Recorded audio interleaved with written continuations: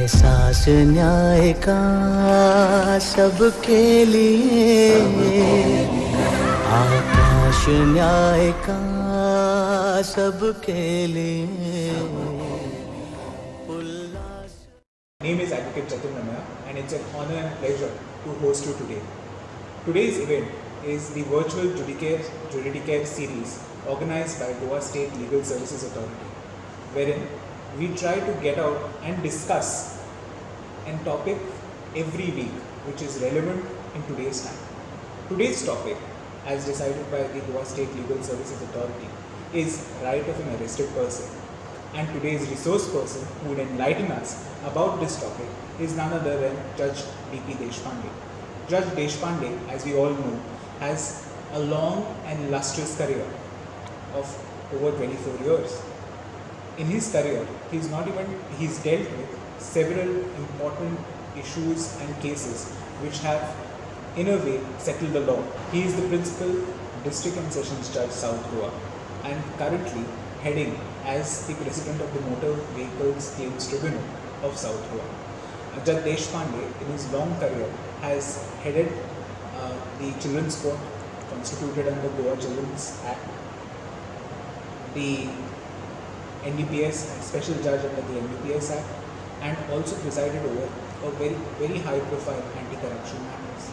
And on a day-to-day basis, he deals with issues pertaining to right of an accused person or right of arrested person.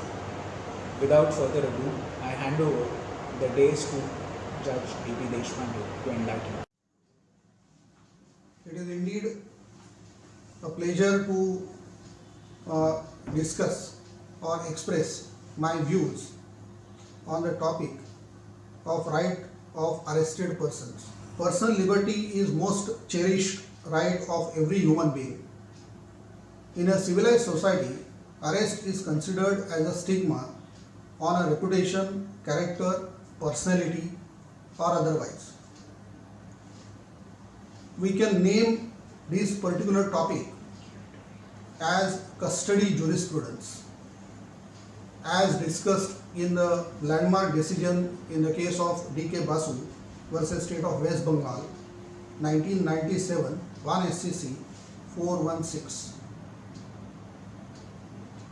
In that matter, we all know that a later petition was considered by the Apex Court, which was forwarded by a legal services authority, which was an NGO, regarding custodial irregularities, atrocities on the inmates and the prisoners, specifically in West Bengal.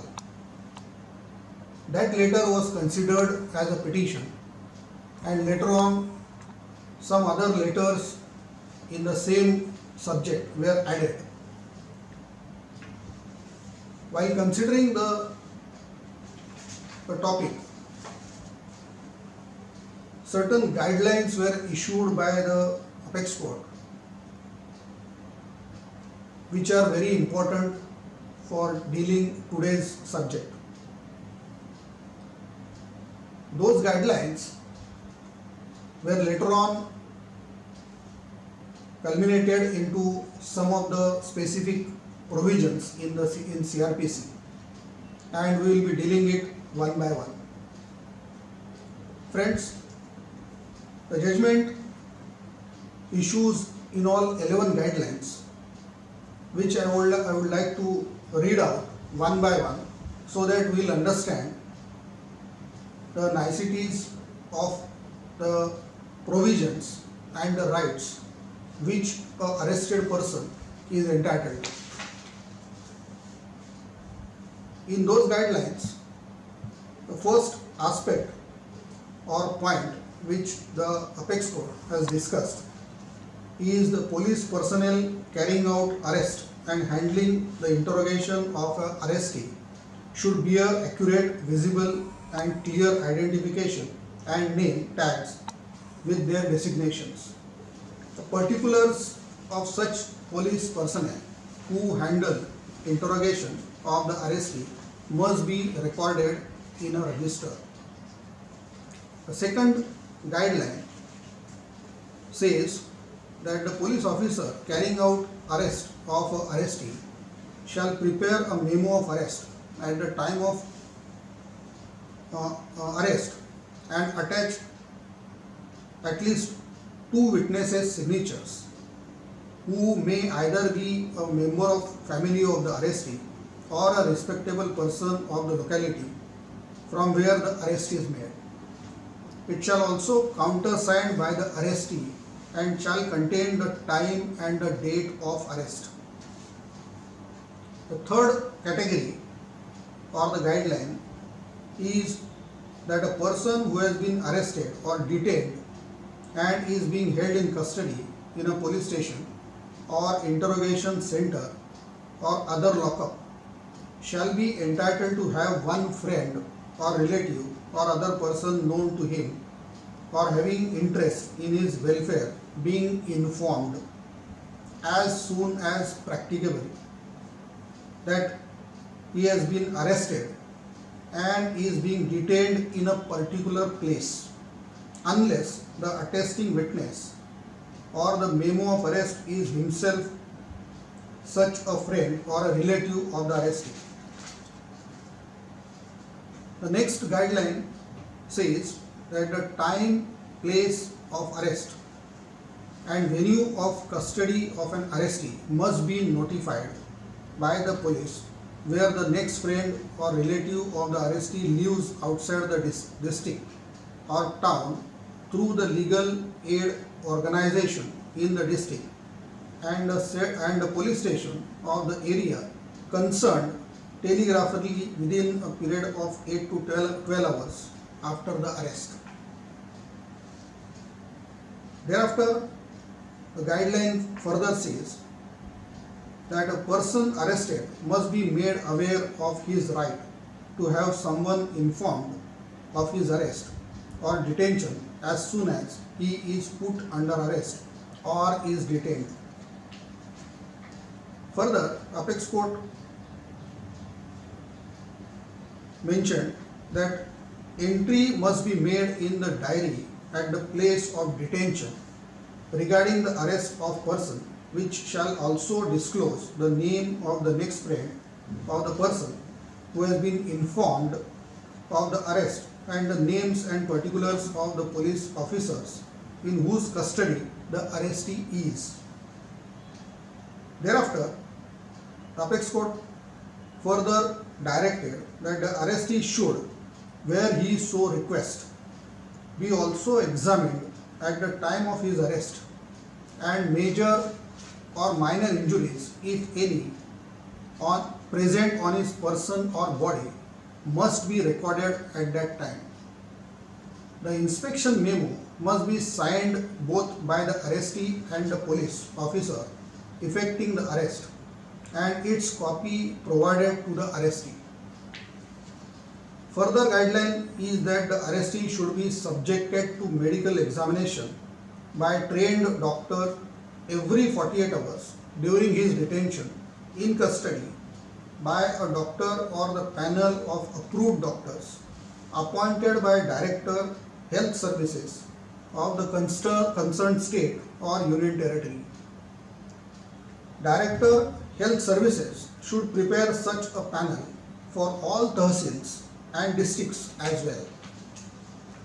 Thereafter, another direction is regarding the copies of all documents, including memo of arrest referred to above, should be sent to the magistrate of the taluka for his record.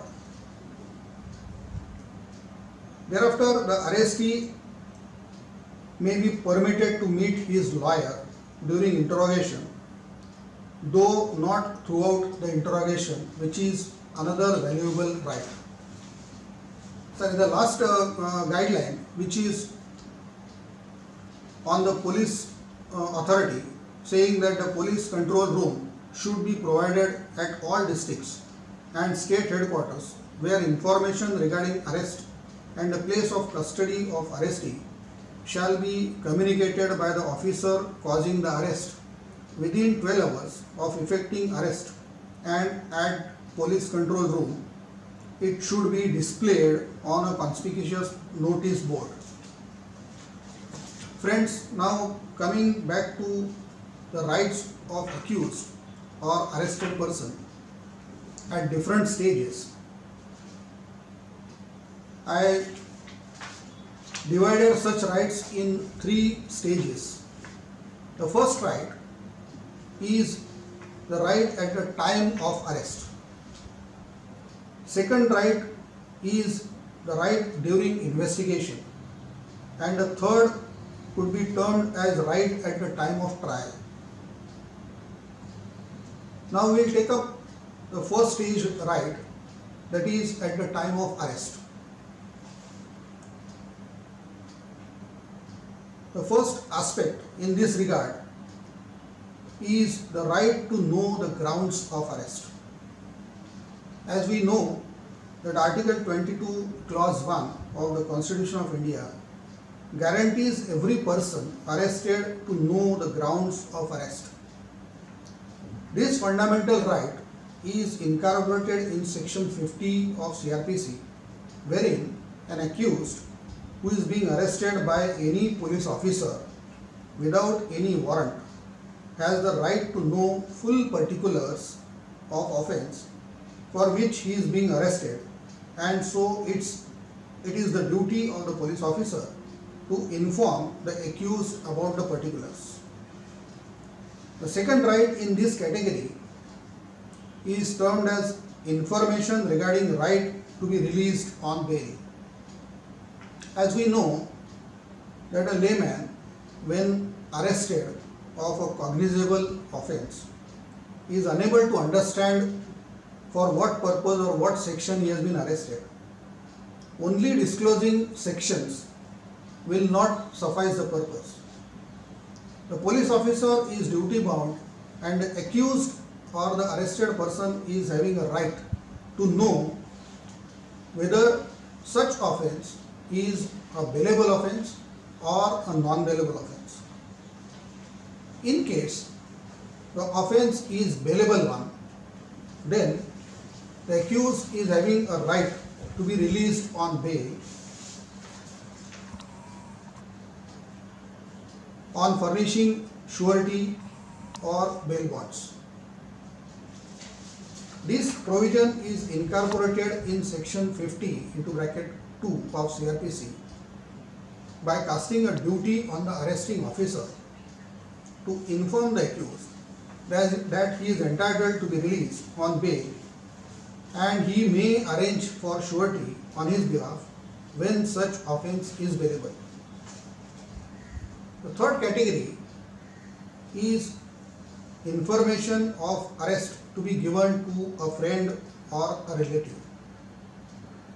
We have already seen that such guideline was issued by the Apex Court in the case of D.K. Basu, and subsequently it was incorporated in CRPC under Section 50A by imposing a duty on the arresting officer to inform of such arrest to a friend or relative or such other person nominated by the accused and the place where the arrested person is being held.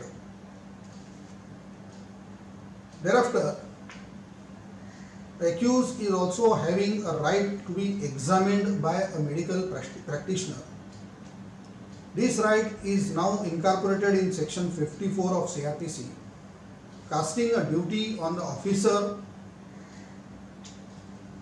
immediately after arrest of the such person to produce him before a medical officer for examination of his person. Accused is having a right to receive copy of such report prepared by a medical officer.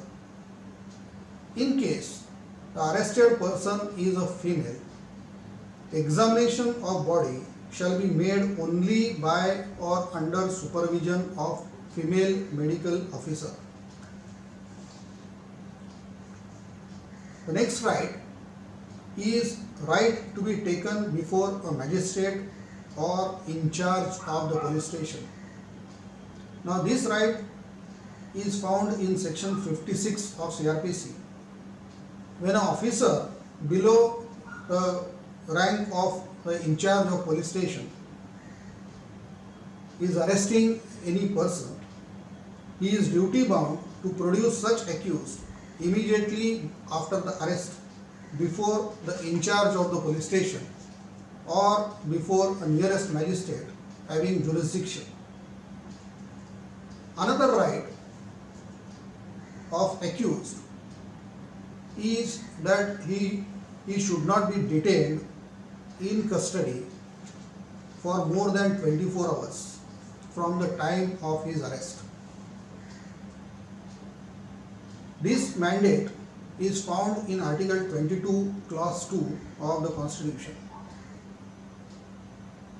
It provides that an officer who is arresting accused must produce such accused within 24 hours before the nearest magistrate. Again, this provision is found in section 57 of CRPC. So, two provisions are there, one is under the Constitution and one in the procedural law, and therefore it is the duty of the officer to produce the accused within 24 hours before the concerned magistrate. Now, in case of arrest on the basis of warrant, the officer shall, without unnecessary delay, bring such person before the court in which he is required to be produced as provided under section 76 of CRPC. The next right, which is more valuable of accused, is to remain silent. This constitutional right flows from Article 20, Clause 3, which guarantees every person the right against self-incrimination, which means that no person who has been accused of an offence shall be compelled to act as a witness against himself. Accused has the sole right of being silent during the course of interrogation and investigation. Thereafter, there is again important right of accused to consult and to be defended by a legal practitioner of his choice. This right again flows from Article 22, Clause 1 of the Constitution of India, and it says that such person shall not be denied his right to consult and to be defended by a legal practitioner of his choice.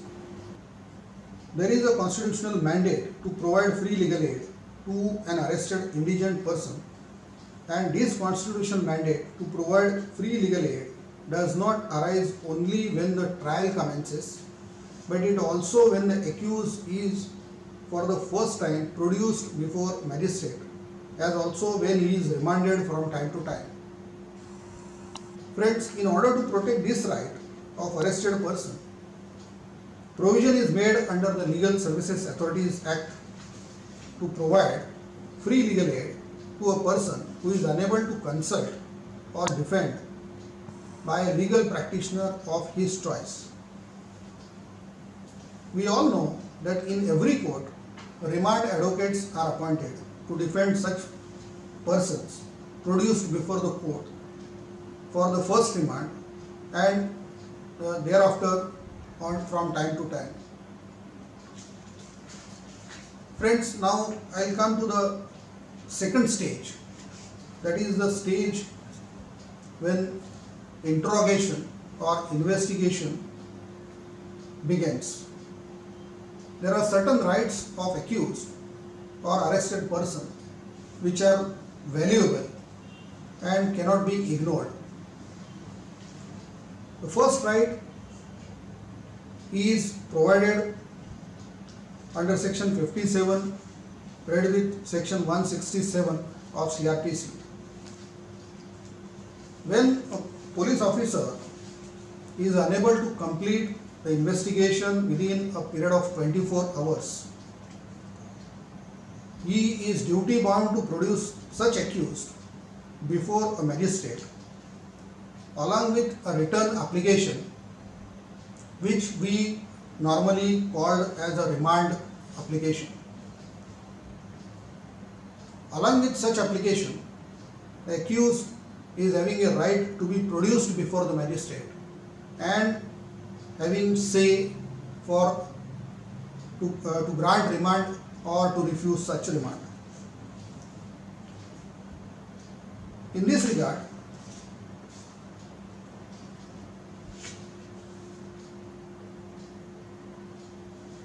it is clear that the police officer cannot detain any accused beyond period of 24 hours, and it is the mandate that he should be produced before the concerned magistrate within the 24 hours, excluding the time which is consumed from taking him from the police station up to the court.